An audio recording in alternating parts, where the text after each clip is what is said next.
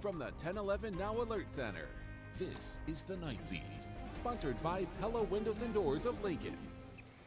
Good evening and thank you for joining me. I'm Jessica Blum with your headlines for Monday, March 30th. First, after fires in western Nebraska over the past few weeks, a lot of attention focuses on the role of firefighters, both paid and volunteer. And a bill to change how they receive compensation for job-related cancers stalled in the state unicameral today. Our Darsha Dodge was there and has the details on today's debate. Nebraska's 49 state senators spent 3 hours this morning debating LB 400, which changes the burden of proof when a firefighter gets cancer. North Platte Senator Mike Jacobson called it the mother of all unfunded mandates, and he wasn't the only senator in opposition. When a call comes out, it's the last thing I think about. I don't think about, am I going to go to this call and I'm going to get cancer? No. Guess what? I'm going to go to this call because somebody called 911 and they need help. Former Waverly Fire Chief Jared Rains is still battling prostate cancer and is disappointed the legislature chose not to advance a bill that would have helped cover the cost of his treatment. It doesn't run in my family. The one thing is I've been around firefighting for most of my life, so is it because of firefighting? I don't know. Fremont Senator Dave Werdekemper introducing the bill. Right now, a firefighter notifies their employer that they have cancer and has to prove it on their own, while sick, while fighting for their life, that the cancer came from the job.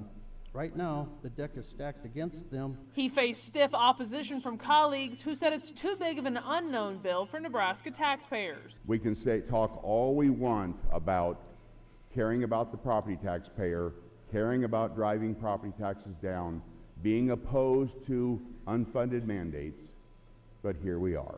Brenda Jenny, president of the Nebraska State Volunteer Firefighters Association, says fires don't discriminate between paid or volunteer departments, something Rains agreed with. The bill was a single vote short to end the filibuster and is considered dead. Senator Werdekemper saying he's not sure if he'll bring it back in the next session, adding, quote, "Let's get through this one first." Reporting at the state capitol, Darsha Dodge, 1011 News. Thank you for that one, Darsha. Wildfires across the state have burned hundreds of thousands of acres. Tonight we are learning that they believe one of those fires was set intentionally. Early Sunday morning, a large grass fire was reported in Bertrand, Nebraska. Several agencies have been working on various hotspots and minor flare-ups since then. The fire has scorched around 1,200 acres. The Phelps and Gosper County Sheriff's Offices have determined that these fires within their counties are suspicious, and they are investigating them further.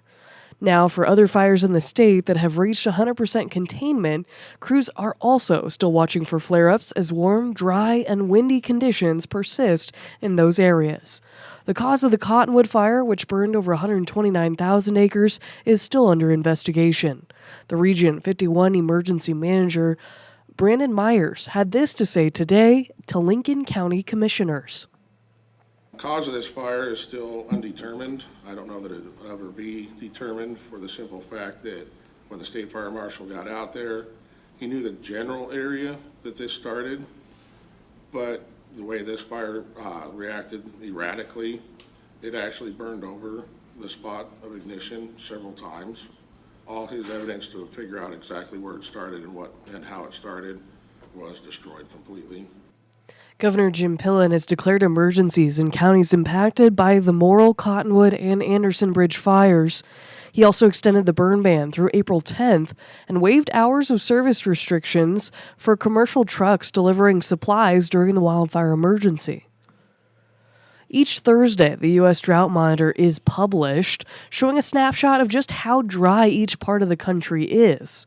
Over the past 6 months, there's been plenty of orange and red across the Great Plains, which means there has been a lack of rain in the region, affecting parts of the Midwest, including right here in Nebraska.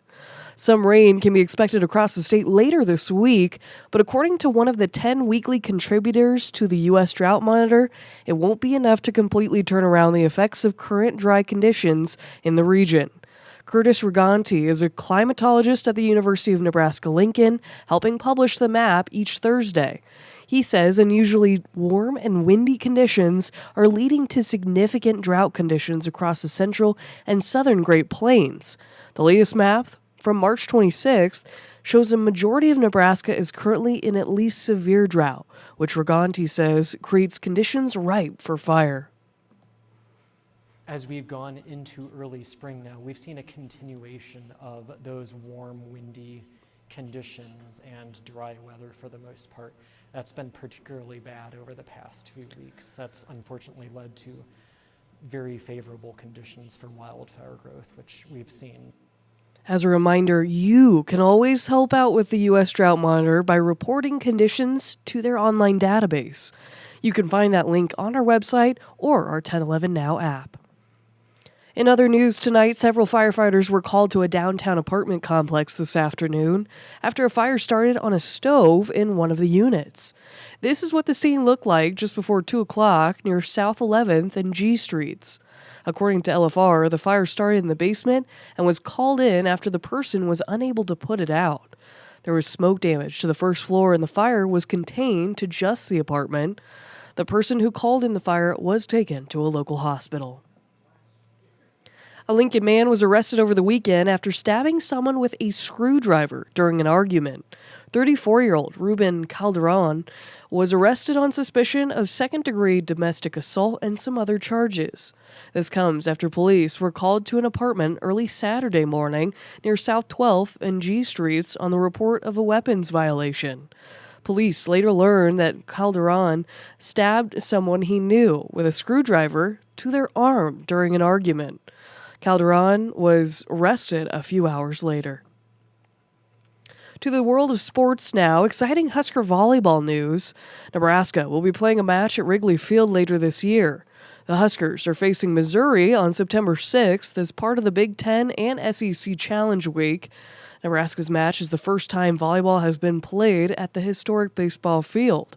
Penn State will also face Kentucky as a part of the doubleheader at Wrigley Field. Both matches are being broadcast on Fox, with the first game starting at 6 p.m. and the second by 8 p.m. General public tickets will go on sale April 9th, and you can be sure to find ticket pre-sale dates and times by visiting our website at 1011now.com.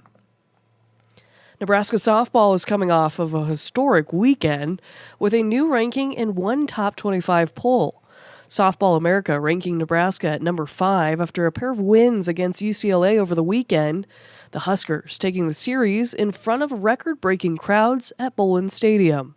On Saturday, 3,123 fans attended the game, a single-game attendance record. The next day, another record was smashed, as Nebraska recorded the highest ever attendance total in a weekend series, with over 8,300 fans across the 3 games. And Nebraska baseball is also amid a hot streak. The Huskers, who moved up to number 19 in the D1 baseball poll today, swept Indiana over the weekend. Also of note, Nebraska has not lost a game at Haymarket Park this season. Both baseball and softball teams are facing Creighton on Tuesday. Both will be playing on the road in Omaha. And finally tonight, and rounding out your night beat, is a check of the 7-day forecast, which at last brings some good news.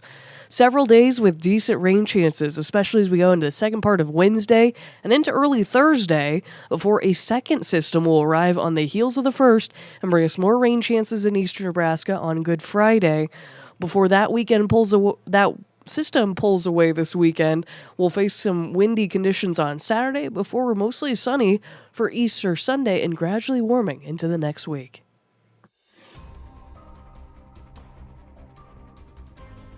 You've been listening to The Night Beat. Sponsored by Pella Windows and Doors of Lincoln.